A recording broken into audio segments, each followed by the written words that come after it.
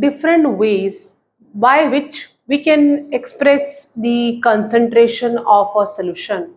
In unit solution of class 12th chemistry, like different ways we can express the concentration of a solution in mass percentage, in volume percentage, or mass by volume percentage, ppm, parts per million, and mole fraction, molality.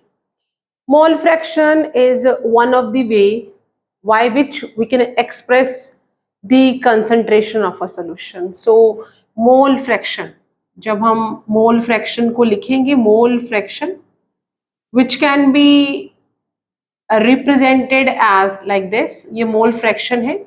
और mole fraction का मतलब होता है number of moles of the solute or any component divided by total moles in the solution. So here we can say ये mole fraction है. It is a way to express the concentration of a solution. ठीक है, तो जब हम किसी भी solution की कंसेंट्रेशन है उसे मोल फ्रैक्शन में अगर एक्सप्रेस करते हैं, which can be represented like this. And as in class 12th chemistry in unit solution we are reading about or we are studying about binary solution. हम किसके बारे में पढ़ते हैं? बाइनरी सोल्यूशन के बारे में. Binary solution means two component, that is solute and solvent, दो कंपोनेंट ही रहेंगे हमारे. और अगर हमें, अगर suppose we are taking solute as a component A and इसे हम ले लेंगे component B.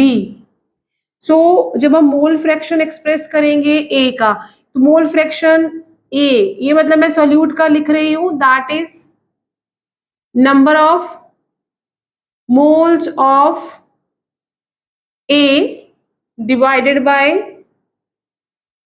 number of moles of A plus number of moles of B. इस तरह से हम इसे लिखेंगे. सो ये और अगर आपने B का फाइंड आउट करना, ये A का है, और अगर आपको मोल फ्रैक्शन B का फाइंड आउट करना है, मींस कोई भी कंपोनेंट आपका B हो सकता है, तो आपने इसे, दो ही कंपोनेंट है, कैसे लिख लेंगे? That is number of moles of component B by, यहां पे भी आप कंपोनेंट लिख सकते हैं इसके आगे, and number of moles of component A and plus number of moles of component B. ठीक है. और इवन इनफैक्ट आप इसकी जगह पे क्या लिख सकते हो? Total number of moles in the solution. इस तरह भी आप इसे लिख सकते हैं, क्योंकि A प्लस B के जो मोल्स है वो ये आ जाएंगे. Clear? Now let's see what is the question. The mole fraction of oxygen. तो what is given to us कि मोल फ्रैक्शन फाइंड आउट करना है, ऑक्सीजन का फाइंड आउट करना है, ऑफ 7 ग्राम ऑफ नाइट्रोजन. तो मुझे गिवन मास दिया हुआ है. एंड वन मोर थिंग, यहाँ पे जो नंबर ऑफ मोल्स है इसे हम किस तरह से फाइंड आउट करते हैं? That is the given mass by molar mass.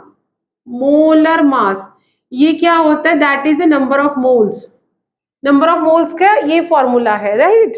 तो मुझे यहाँ पे जो क्वेश्चन है, क्वेश्चन में दिया है the mole fraction of oxygen in a mixture of 7 gram of nitrogen. Given क्या क्या है? What is given here? Given क्या क्या दिया हुआ है? 7 gram of nitrogen and 8 gram of oxygen, ये मुझे गिवन है 8 gram of oxygen and 7 gram of nitrogen, और जिसमें मुझे किसके मोल फ्रैक्शन फाइंड आउट करना है, ऑक्सीजन का करना है। तो मींस मुझे मोल फ्रैक्शन ऑक्सीजन का करना है। तो यहाँ पे हम इसे किस तरह लिख सकते हैं, दैट इज ओ का मोल फ्रैक्शन हम फाइंड आउट करेंगे।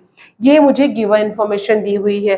As we know that oxygen is a diatomic, nitrogen is a diatomic, तो यहाँ पे इसका जो मोलर या मॉलिक्यूलर मास है वो क्या हो जाएगा, 2 × 14 दैट इज 28 mu, और यहाँ पे ये क्या हो जाएगा 2 × 16, एक ऑक्सीजन का एटॉमिक मास कितना होता है 16, तो इसका जो मॉलिक्यूलर मास है वो क्या हो जाएगा, that is the 32 mu, right. अब हम, क्योंकि मुझे मोल फ्रैक्शन फाइंड आउट करना है ऑक्सीजन का, तो दैट इज सबसे पहले मैं नंबर ऑफ मोल्स ऑक्सीजन के फाइंड आउट कर लेती हूँ।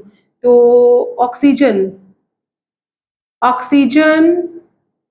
के जो मोल्स हैं, moles of oxygen that is n, number of moles जो है n से रिप्रेजेंट किए जाते हैं। गिवन मास कितना है, दैट इज 8, और ये वाला फॉर्मूला लगाएंगे, मॉलिक्यूलर मास कितना आया है 32, which is equal to 1/4, which is equal to 0.25 moles. इतने मोल्स प्रेजेंट है ऑक्सीजन के। तो क्योंकि मुझे टोटल नंबर ऑफ मोल्स भी चाहिए, तो मुझे नाइट्रोजन के मोल्स भी फाइंड आउट करने हैं। तो दैट इज यहाँ पे moles of nitrogen, that is given mass कितना है नाइट्रोजन का 7, मॉलिक्यूलर मास कितना है 14, दैट इज क्या हो जाएगा 1/4 एंड 0.25 मोल्स। मतलब कि नाइट्रोजन के भी 0.25 मोल्स हैं और ऑक्सीजन के भी 0.25 मोल्स हैं, जो भी सोल्यूशन बना हुआ है। अब मुझे मोल फ्रैक्शन फाइंड आउट करना है किसका, ऑक्सीजन का। तो यहाँ पे मुझे टोटल नंबर ऑफ मोल्स भी पता होने चाहिए। टोटल नंबर ऑफ मोल्स कितने हैं, that is 0.25 plus 0.25 which is equal to 0.5 which is approximately 0.5 moles. ये टोटल मोल्स है सोल्यूशन में। अब मुझे मोल फ्रैक्शन फाइंड आउट करना है किसका, ऑक्सीजन का। तो मोल फ्रैक्शन मैंने यहाँ लिखा हुआ, ऑक्सीजन का फाइंड आउट करना है। इसे हम ऑक्सीजन लिख के, that is a number of moles of oxygen by total moles in solution। तो इसके नंबर ऑफ मोल्स कितने हैं 0.25, दैट इज 0.25, और टोटल कितने हैं 0.5, दैट इज 0.5। तो ये क्या हो जाएगा, दैट इज, और अगर इसका जो हम जीरो भी अगर मैं कंटिन्यूटी पे रखती हूँ, जीरो भी है साथ में 0.50 मोल्स, ठीक है। तो 0.50 मोल्स हम यहाँ ले लेते हैं, दैट इज 0.50 मोल्स। तो ये क्या हो जाएगा, इस तरह से हमने इसे लिख दिया, और ये दोनों जो डेसिमल है वो रिमूव हो जाएंगे, और इसे हम कट कर सकते हैं, दैट इज 5, और इसे आप कट कर लो 10 के साथ, 5 का टेबल पढ़ रहे हैं, और ये हो जाएगा दैट इज 1/2, और which is further equal to 0.5। जब मैं इसे इस तरह से, ये ऊपर 5 5 = 25 और 5 10 = 50, और ये आ जाएगा हमारा आंसर 1/2। अब 1/2 आ गया है, तो इसको हम 0.5, ये हमारा मोल फ्रैक्शन हो गया 0.5। तो इसका आंसर क्या है 0.5। लेट्स सी कि ऑप्शन में कहाँ पे मुझे 0.5 दिया हुआ है। Let's start with option A 8/15 which is not correct at all. B option है 0.5 which is matching with our answer, but before opting B as a correct answer, let's have a look on the C and D also. C is saying 0.25, that is the number of moles of oxygen and nitrogen in the solution, and 1.0 यहीं पे नहीं आया, तो हमारा D भी नहीं correct है, C भी नहीं करेक्ट है, A भी करेक्ट नहीं है, B is the correct answer.